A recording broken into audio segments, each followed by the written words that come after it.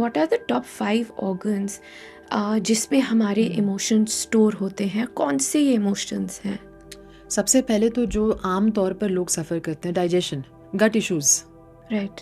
तो आपकी जो स्टमक है, इंटेस्टाइन है, वो क्योंकि बहुत ज़्यादा प्रेशर में आपकी नर्वसनेस वहाँ पे ज़्यादा स्टोर होती है।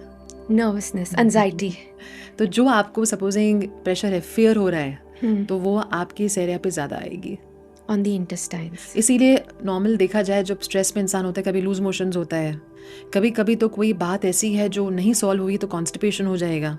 तो आपकी एनर्जी पर्सनालिटी पे डिपेंडेंट है।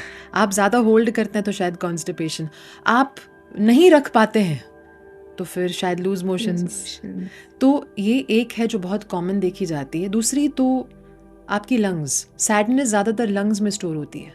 सैडनेस, अगर आप उदास ज़्यादा रहते हैं, कभी कभी तो कुछ हुआ है जिस वजह से आप ज़्यादा पीड़ित रहते हैं, मतलब आपके अंदर पेन ज़्यादा है, तो कभी कभी ब्रीदिंग रिलेटेड इश्यूज भी आ जाते हैं।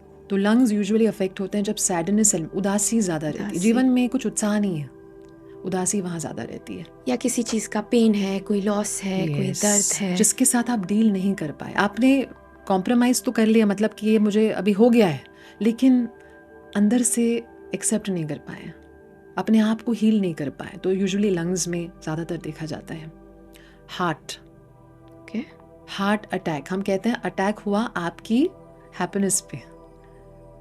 कोई चीज़ है जो छूट गई जी, आपके जीवन से, मिठास निकल गई, खुशी निकल गई, तो उसका प्रभाव आपके हार्ट पे आता है। Loss of love, loss of love, कभी कभी स्टेटस, अब जैसे कि आपका जॉब छूट गया, या आप रिटायरमेंट एज में आ गए हैं, आपको लगा कि मेरी जॉब निकल गई, स्टेटस निकल गया, अब कोई नहीं पूछ रहा। कभी कभी हार्ट अटैक के पहले ऐसे इवेंट्स देखे गए हैं लोगों के जीवन में। That is seen commonly. A very common factor today, blood pressure. Youngsters को हो रहा है, इसके तो नाम में ही प्रेशर है। तो कहीं ना कहीं हम डील नहीं कर पाते, ओवरवेलमिंग सी फीलिंग जब आती है जी। एंड ब्लड प्रेशर के पीछे एक और इमोशन है ज़्यादातर, कि मिस्टेक्स आप अपने आप को करना अलाउ नहीं कर रहे हैं, बहुत जज करते हैं अपने आप को। You are just holding on कि मैंने ये नहीं किया, वो नहीं किया, like what you said earlier कि stress, करेक्ट, कि आपने अपने आप को ओवर प्रेशराइज किया हुआ है कि सब कुछ ठीक होना है, ये नहीं करना है, and that is reflecting as blood pressure. और फिर हम उसको सॉल्व करते हैं विद एक्सटर्नल मेडिसिन, जो और इश्यूज एंड प्रॉब्लम्स आपकी आप मेडिकेशन भी ले रहे हैं ना, फिर भी इमोशंस पे काम कीजिए, फिर देखेंगे कि कितना अलग आप फील करते हैं। एंगर, लिवर, अक्सर लिवर को बर्बाद करता है एंगर। अब ज़्यादातर तो ये शायद अनएक्सप्रेस्ड है, सप्रेस्ड है। ऐसे बहुत से लोग हैं जो बाहर से आपको दिखेंगे कि वो ठीक ठाक है, वो इतना आउटबर्स्ट नहीं होता उनका, अंदर ही अंदर एंगर है, अंदर ही अंदर ना उनको ऐसे लगता है मेरे साथ सही नहीं हुआ, गुस्सा है, मतलब विद द वर्ल्ड, मेरे साथ सही नहीं हुआ, एक फीलिंग है ना, मेरे साथ सही नहीं हुआ, मेरे साथ गलत हुआ। कभी कभी वो बहुत प्रभाव छोड़ जाती है, स्पेशली आपके लिवर में। Back related issues, back problems इतने कॉमन क्यों हैं? ज़्यादातर हम सपोर्टेड नहीं फील करते हैं। ओह वाव।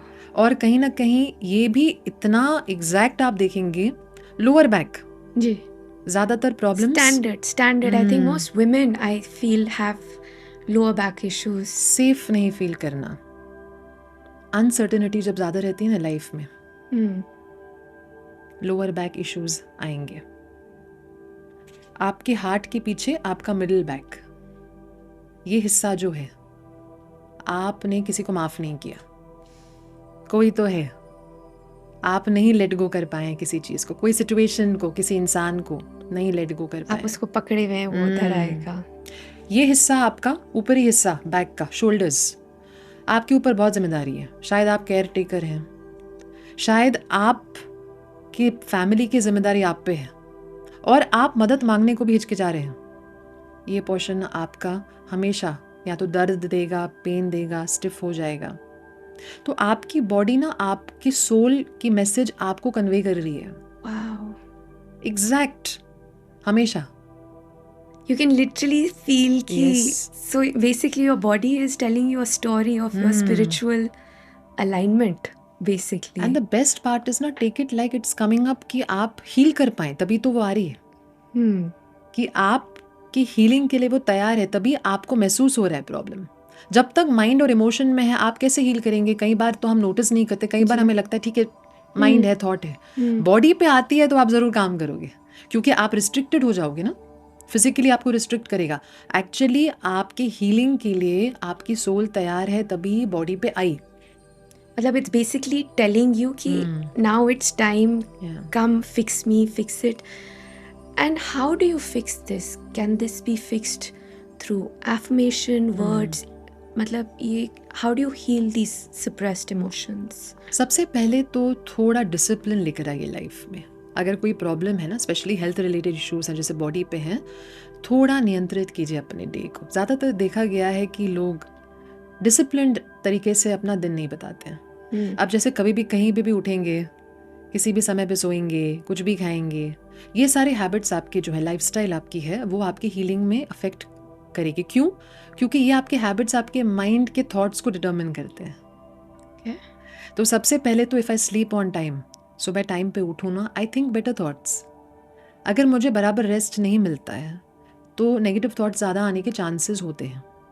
तो सबसे पहले तो थोड़ा डिसिप्लिन लाइए दिन में. थोड़ा सा आप इंश्योर कीजिए कि आप सही समय पे खा रहे हैं, सही खाना खा रहे हैं, हेल्दी खाना खा रहे हैं. और जब भी आपने अपने लिए कोई एक्सरसाइज डिसाइड किया मुझे ये करना है ना, मेक श्योर आपने लिख लिया हो कहीं पे.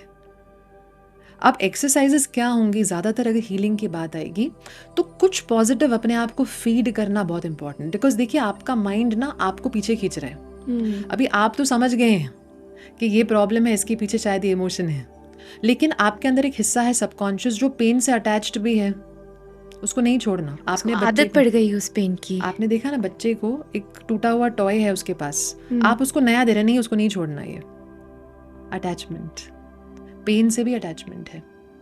तो आपको क्या करना पड़ेगा, एटलीस्ट कुछ फीड करो, कुछ पढ़ो रोज. क्योंकि जब रोज पढ़ते हैं ना कुछ अच्छा, तो जो नेगेटिव थॉट्स हैं वो थोड़े कंट्रोल में आ जाते हैं. तो feed yourself something good every day. सबसे पहले तो वो अपने रूटीन में लेकर आइए. एंड फीडिंग मतलब रीडिंग पॉजिटिव बुक्स और मंत्र जाप या करेक्ट पॉडकास्ट पढ़िए.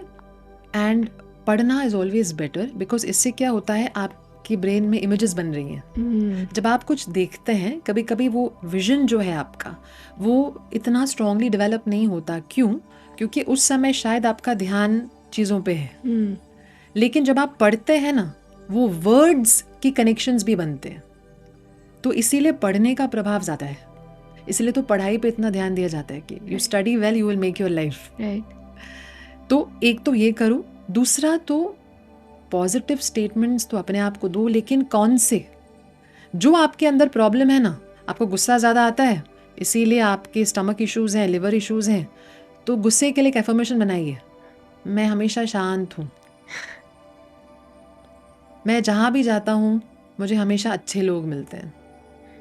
तो एफर्मेशंस तो बनाइए, लेकिन कौन से बनाने चाहिए? ऐसे ही नहीं, रेडीमेड नहीं. आप बनाइए अपने लिए. आपकी क्या प्रॉब्लम है, उसके कोर इशू को समझकर अपने आप को कुछ ऐसा दीजिए जो आपकी सोल की नीड है, जो एक्चुअली उस नीड या उस होल को फिल कर रहा है, वर्सेस रैंडम की कहीं से भी उठा लिया, जो किसी ने बोला है वो यूज कर रहे हैं. करेक्ट. एंड सरेंडर करना सीखिए. कभी कभी प्रॉब्लम शायद फिजिकल लेवल पे बहुत टफ होती है हैंडल करना. It's not easy. आपको फिजिकल पेन बहुत हो रहा है, उस समय बोलना ना सब ठीक है बहुत मुश्किल है बहुत मुश्किल है. लेकिन उस पेन को भी सरेंडर करो. भगवान ये मैं तुमको देती हूँ, तुम संभाल लो. तो थोड़ा डेवलप अ कनेक्शन. अपने स्पिरिचुअल सेल्फ को ना एक्टिवेटेड रखो. उससे बहुत हिम्मत मिलती है, बहुत ताकत मिलती है, आपको बहुत एनर्जी मिलेगी.